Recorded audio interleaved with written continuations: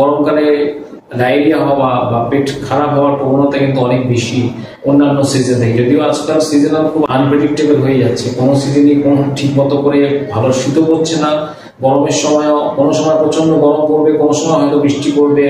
এই যে fluctuation of the weather, এটার মধ্যে সবচেয়ে এফেক্টেড হয় কিন্তু বয়স্ক মানুষ এবং শিশুরা।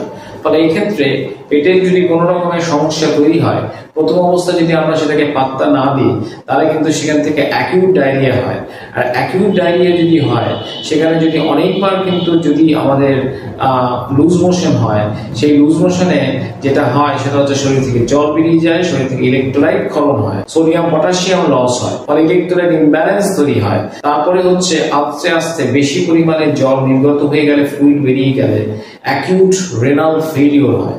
ফলে আমরা কিন্তু কোনো অবস্থাতেই বয়স্ক মানুষের ক্ষেত্রে খুব বেশি পরিমাণে লুজ মোশন, অনেকবার লুজ মোশন কিন্তু আমরা অ্যালাউ করতে পারবো না। এবার সেক্ষেত্রে এর মানে এই নয় যে নির্বিচারে আমরা অ্যান্টিবায়োটিকও দিয়ে দেবো।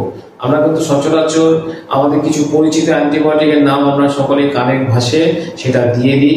বয়স্কদের ক্ষেত্রে কিন্তু সেটা দেওয়াটাও কিন্তু কাম্য নয়, কারণ সেটা একমাত্র চিকিৎসকই বলবেন যে কোন কি অ্যান্টিবায়োটিক দেবেন। অনেকে স্টুল বন্ধ করার জন্য কিছু ওষুধ প্রয়োগ করেন, সেটাও নির্বিচারে ব্যবহার করেন, সেটাও কিন্তু কখনো কাম্য নয়।